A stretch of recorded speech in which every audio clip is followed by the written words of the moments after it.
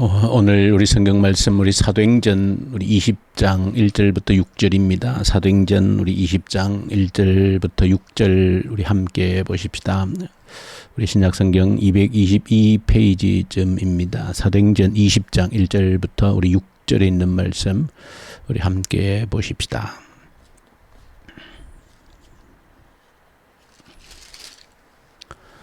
사도행전 20장 1절부터 우리 6절. 서요가 그침에 바울은 제자들을 불러 고난 후에 작별하고 떠나 마게도냐로 가니라. 그 지방으로 다녀가며 여러 말로 제자들에게 권하고 헬라에 이르러 거기 석 달 동안 있다가 배 타고 수리아로 가고자 할 그때에 유대인들이 자기를 해하려고 공모를 하므로 마게도냐를 거쳐 돌아가기로 작정하니 아시아까지 함께 가는 자는 베레아 사람 프로의 아들 소바더와 데살로니가 사람 아리스타고와 세군도와 더베 사람 가이오와 및 디모데와 아시아 사람 두기고와 드로비모라. 그들은 먼저 가서 드로아에서 우리를 기다리더라. 우리는 무교절 후에 빌립보에서 배로 떠나 닷새만에 드로아에 있는 그들에게 가서 이래를 머무니라. 아멘. 오늘 함께 읽을 본문들 가운데 욥기서 2장을 함께 또 묵상하게 되어집니다. 욥기서 2장은 하나님께서 욥에게 두 번째 허락하신 그 고난이 시작되어지는 것을 보여줍니다. 그 고난의 참상이라고 하는 것은 참으로 우리의 상상을 참 초월하는 그 고난의 현장을 우리에게 그대로 보여주고 있습니다. 머리끝 정수리부터 발바닥까지 온몸에 뭐라 그럴까요? 정확하게 어떤 병명을 말하기 어려울 정도로 욕창이 나서 머리끝부터 발끝까지 한 곳 상한 곳 없이 온몸이 이제 욕창으로 뒤범벅이 되어지는, 그래서 제에 앉아서 기아장으로 자기 몸을 긁고 있는, 이제 자기 아내까지도 하나님을 저주하고 죽으라고 이렇게 하는, 멀리서 친구들이 찾아와서 도무지 그 참혹한 그 참상을 보고 할 말이 없어서 이랫동안 옆에서 눈물만 흘렸던 그런 고난의 현장을 다시 우리에게 보여줍니다. 그 욥기서의 그 고난이라고 하는 것을 통해서 한 두 가지 정도를 한번 생각해 볼 수 있는데, 첫 번째는 분명히 욥기서 본문 자체에서 밝히고 있는 것처럼 욥에게 닥친 그 고난의 출발은 하나님께로부터 시작한 것입니다. 우리가 좀처럼 이해하기 어려운 사탄과의 어떤 특별한 내기와 같은, 우리가 정확하게 이해하기가 쉽지 않지만 그러나 분명한 것은 욥에게 닥친 그 고난의 출발이 하나님께로부터 온 것이라는 겁니다. 하나님께서 허락하신 것이라는 겁니다. 그래서 우리에게 닥친 고난이라고 하는 것, 여러 삶의 현장에서 닥치는 고난이라고 하는 것, 첫 번째는 어떤 고난이든 하나님께로부터 온 것이다. 하나님께서 허락하신 고난이다 하는 것이 첫 번째, 이 고난에 대해서 생각해야 될 것이고, 두 번째는 고난을 통해서 하나님께서 허락하신 것이므로 그 고난 속에는 하나님의 뜻이 있다는 것입니다. 하나님의 의도가 있다는 것입니다. 하나님의 계획이 있다는 것을 그 고난을 통해서 저와 여러분들이 보아야 될 것이다. 하나님은 욥에게 고난을 허락하심으로 무엇을 의도하셨는가? 욥기서 전체 주제로 보면 하나님이 어떤 분이신가 하는 것을 깨닫게 하는 것이 욥에게 고난을 허락한 가장 중요한 이유가 되어집니다. 하나님을 배우는 것입니다. 고난을 통해서 하나님을 배운다. 고난을 통해서 하나님 말씀을 배운다는 것입니다. 시편에 시인들이 고백한 것처럼 고난을 통하여 내가 주의 법을 배우게 되었다라고 한 것처럼 고난을 통해서 우리는 말씀을 배우게 되어진다. 그 말씀을 통하여서 하나님이 어떤 분이신지를 정확하게 배우게 되어진다 하는 것을 욥기서의 고난이라고 하는 주제를 통해서 우리가 묵상할 수 있는 주제들입니다. 고난은 하나님께로부터 온 것이다. 고난을 통해서 말씀을 배우게 되어지고 그 말씀을 통해서 하나님이 어떤 분이신지를 삶을 통해서 체험적으로 배우게 되어진다라고 하는 것입니다. 오늘 또 함께 읽은 사도행전 20장에 보시면 또 바울에게도 닥치는 고난을 통해서 이 고난이 어떤 의미인지를 보여주고 있습니다. 바울은 이제 3차 선교 사역의 마지막 그 지점인 이 고린도까지 와서 이제 바울은 사역을 마무리하고 새로운 사역을 구상하면서 그가 하나님께 기도하고 계획한 대로 이제 저 예루살렘으로 갔다가 이제 다시 로마까지 가겠다라고 하는 것이 바울의 그 남은 사역의 계획이었습니다. 그래서 그 고린도에서 오늘 본문에 기록해 주고 있는 대로 이제 저 예루살렘으로 방문을 하려고 하는데 오늘 보니까 바울은 본래 고린도 지역에서 우리가 지도를 보시면 이 예루살렘으로 가는 가장 안전하고 편한 길은 배를 이용하는 지중해 바다를 이용한 배를 통해서 건너가는 것입니다. 그래서 바울은 그가 이제 나이도 많고 또 노령이고 해서 또 가장 그래도 안전한 또 빠르게 갈 수 있는 그런 길이 배를 이용하는 것이었기 때문에 바울은 고린도에서 배를 타고 예루살렘으로 가기로 작정을 했습니다. 그런데 그것이 그의 계획대로 되지를 않았습니다. 왜냐하면 반대하고 핍박하던 그 유대인들이 끝까지 추격하던 그 유대인들이 바울의 계획을 이제 알고 바울이 이제 배를 타고 가는 동안에 암살을 해버리자라고 하는 그런 계획을 세웠다는 것입니다. 그래서 바울은 그 계획을 듣고는 그의 계획을 바꾸지 않을 수가 없었던 겁니다. 그래서 바울은 배를 타고 예루살렘으로 가는 것을 포기하고 돌아서 먼 길을 돌아서 북쪽으로 저 마게도니아 북쪽으로 돌아서 훨씬 멀고 험한 길을 돌아가기로 작정을 했다 하는 것이 오늘 본문의 기록의 핵심입니다. 이 고난이 닥친 것입니다. 이 고난이라고 하는 것은 범죄로 인해서 닥친 고난은 절대 아니었습니다. 하나님을 위해서 그의 마지막 생명까지라도 바치고자 했던 바울에게 닥친 고난입니다. 우리가 우리의 삶을 온전히 헌신하고 주를 위해 내 생명을 드려도 여전히 고난은 찾아온다는 것입니다. 그래서 우리 인생 속에 찾아오는 고난의 의미를 오늘 본문 속에 바울이 만난 고난을 통해서 우리가 주시는 교훈을 가슴에 새길 수 있기를 소망합니다. 고난을 통하여서 훨씬 멀리 돌아가야 되는 그 힘든 훨씬 더 고통스러운 일들이 펼쳐졌지만 그러나 이 고난 역시 반대하는 유대인들에 의해서 출발되어졌다 할지라도 하나님께서 허락하신 고난이다. 하나님이 허락하지 않으면 유대인들이 아무리 반대하고 계획을 세웠다 할지라도 그 고난이 바울에게 닥치지 않는 것이지요. 최종적으로 바울에게 그 고난이 닥쳤다라고 하는 것은 하나님이 허락하셨다는 것을 의미합니다.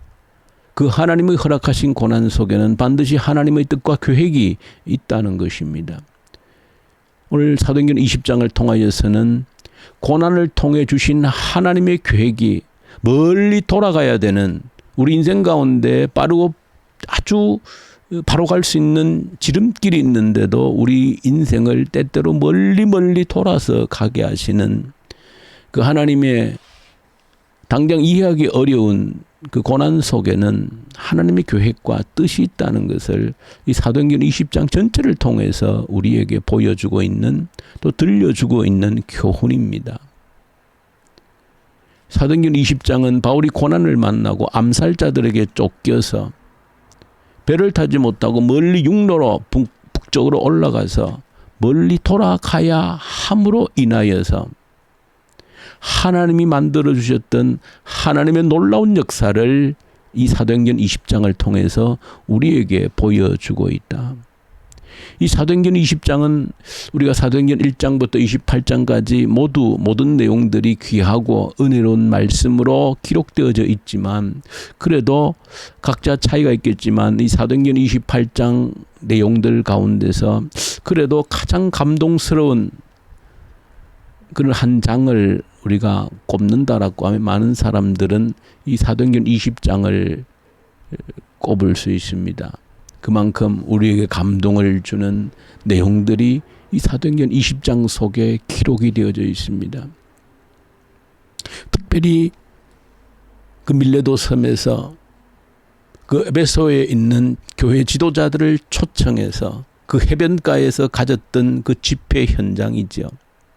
눈물로 설교하고 눈물로 함께 끌어안고 기도했던 그 놀라운 현장은 이 사도행전 전체의 가장 아름다운 감동적인 장면인데 이 사도행전 20장에 기록이 되어져 있는데 이 놀라운 사건은 바울에게 고난이 닥치지 않았으면 멀리 돌아가야 되는 그 번거로움을 감당하지 않았으면 결코 있을 수 없었던, 만약에 고린도에서 바로 배를 타고 예루살렘으로 갔다면 이 사도행전 20장의 내용은 아무것도 기록될 것이 없습니다.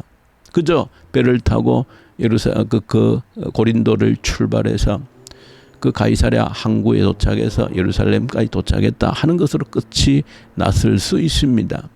그런데 고난이 닥치고 암살자들이 추적하고 그로 인하여서 먼 길을 육로로 돌아가야 되는 그 고난을 통하여서 하나님께서 놀라운 일들을 일으키셨다. 바울이 도무지 생각하지 않았던 엄청난 일들을 하나님이 계획하셔서 영원한 하나님 말씀으로 2000년 동안 지금까지 수많은 사람들에게 마음의 감동을 주는 그 말씀이 영원한 살아있는 말씀으로 이 사도행전 20장 속에 기록이 되어져 있다. 이것이 고난 속에 담긴 하나님의 뜻이라고 하는 것을 우리에게 보여줍니다. 세밀히 살펴보면 북쪽으로 올라갔기 때문에, 바울이 고난을 만났기 때문에 하나님이 하신 일은 한두 가지가 아닙니다. 우리가 본문을 주위에서 보시면 이 사도행전을 기록한 누가라고 하는 사람이 등장하는데, 특별히 누가는 사도행전 16장에 잠시 등장했다가 그 아시아 위 드로아에서 만나서 빌립보까지 오는 데까지 잠시 누가가 등장했다가 또 그가 사라집니다. 왜 어디에 무슨 일 때문에 사라지는지를 밝혀주고 있지는 않습니다. 본인이 아마 이 글을 쓰고 있기 때문에 자신의 행적을 구체적으로 밝히지 않은 듯합니다. 그런데 오늘 본문에 다시 나타나고 있습니다. 어떻게? 바울이 배를 타지 않고 북쪽으로 올라갔기 때문에 어디에서? 빌립보에서 이 누가를 만난 겁니다. 그래서 오늘 본문에 우리가라고 하는 표현이 다시 등장하는 겁니다. 어디에서? 이 빌립보에서. 그러니까 우리가 추적해 볼 수 있는 것은, 우리라고 하는 것은 이 글을 쓰고 있는 누가 자신을 표현을 함께 지칭할 때 우리라는 표현을 쓰는 것이죠.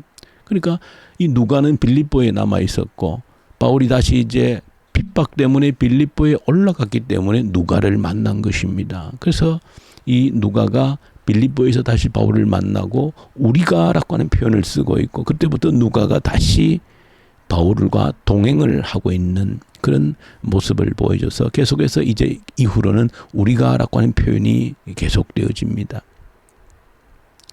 참 신비롭고 놀라운 일입니다. 고난을 통해서 바울이 북쪽을 멀리서 돌아가기 위해서 올라가서 빌립보 가서 다시 이 누가를 만나지 않았다면 이 사도행전 20장부터 이 섬세한 기록들, 함께 경험했던 누가가 없었다라고 하면 이 기록들이 남기가 어려운 것입니다. 이것이 또한 하나님의 놀라운 계획입니다. 이처럼 여러분들 우리 인생 가운데 멀리 돌아가게끔 하시는 하나님이 주시는 때때로 반갑지 않는 그 고난이라고 하는 것은 참으로 힘든 일입니다. 1년이면 갈 수 있는 길을 10년을 돌아가게 하실 때가 있고, 하루면 될 일을 몇 년이 걸쳐도 되지 않게 하는 그런 일도 있습니다. 도무지 우리가 다 이해할 수 없는 고난들이 우리 인생을 언제나 덮치게 되어져 있는데, 그러나 그 모든 고난들은 첫 번째 하나님이 허락하셔서 내게 일어난 것이다. 두 번째, 하나님이 허락하신 그 고난 속에는 반드시 하나님의 뜻과 계획이 있다 하는 것을 오늘 욥기서를 통해서 또 사도의 행전을 통해서 저 여러분들 가슴 속에 새기고, 내 인생이 허락되어진 고난 속에서 하나님의 뜻을 찾아갈 수 있는 이후에라도 하나님께서 이 목적을 위해서 내 인생 가운데 그런 고난을 허락하셨구나 감사하고 영광을 돌릴 수 있는 저 여러분들 될 수 있기를 간절히 소망합니다. 우리 주님 아버지 감사합니다. 우리 인생에 닥친 모든 고난이라고 하는 것은 하나님이 허락하셨음을 한시도 잊지 않게 하시옵소서. 하나님이 허락하신 고난 속에는 반드시 하나님의 선하신 뜻이 담겨 있음을 발견하게 하여 주시옵소서. 예수님 이름으로 기도 올려드립니다. 아멘. 하늘에 계신 우리 아버지, 아버지의 이름을 거룩하게 하시며 아버지의 나라가 오게 하시며 아버지의 뜻이 하늘에서와 같이 땅에서도 이루어지게 하소서. 오늘 우리에게 일용할 양식을 주시고 우리가 우리에게 잘못한 사람을 용서하여 준 것 같이 우리 죄를 용서하여 주시고 우리를 시험에 빠지지 않게 하시고 악에서 구하소서. 나라와 권능과 영광이 영원히 아버지의 것입니다. 아멘. 이 주신 말씀 붙들고 간절히 기도하십시다.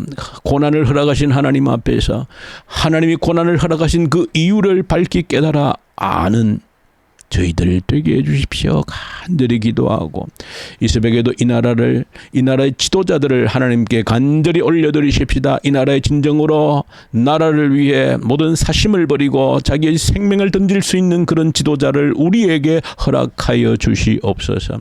북한 땅을 긍휼히 여겨주십시오. 북한 백성들을 긍휼히 여겨주십시오. 이제 저들을 자유케 하시고 복음의 계절이 다시 오게 하십시오. 악한 정권이 소멸되게 하시옵소서. 코로나 앞에서 뒷걸음치지 않게 하시고 오직 우리의 믿음을 단련하는 기회가 되게 하셔서 미래를 준비하는 징검다리 되게 하십시오. 교회를 위해서 기도할 때 오늘 토요일, 내일 거룩한 주일입니다. 하나님, 거룩한 주일 속에 우리가 드리는 예배, 한 번도 경험하지 못한 성령의 충만한 임재가 있는 예배 하나님 드리기를 원합니다. 성령의 충만한 임재 속에서 우리의 영육이 회복되어지는 변화가 있는 그 역사를 우리의 눈으로 함께 체험하기 원합니다. 하나님 예배를 축복해 주시옵소서. 간절히 주님께 기도로 올려드리십시다. 그리고 오늘 특별히 새벽에 한 가지 더 기도하실 것은 우리 장현복 집사님, 우리 어머니 어젯밤에 우리 이제 폐렴이 있어서 삼성병원 응급실에 입원해서 지금 치료 중에 있습니다. 하나님께 도우셔서 온전케 회복할 수 있도록 도와주십시오. 위해서 간절히 함께 기도 드리십시다. 우리 선교 현장에 있는 선교사님들 말씀과 성령으로 충만케 하여 주십시오. 또 내일 오후 예배 때 우리 박하갈 우리 선교사님 우리 교회 와서 또 선교 사역들 나눌 때에 성령 하나님 함께 하여 주십시오. 위해서 간절히 기도로 올려드리십시다. 우리 함께 기도하십시다.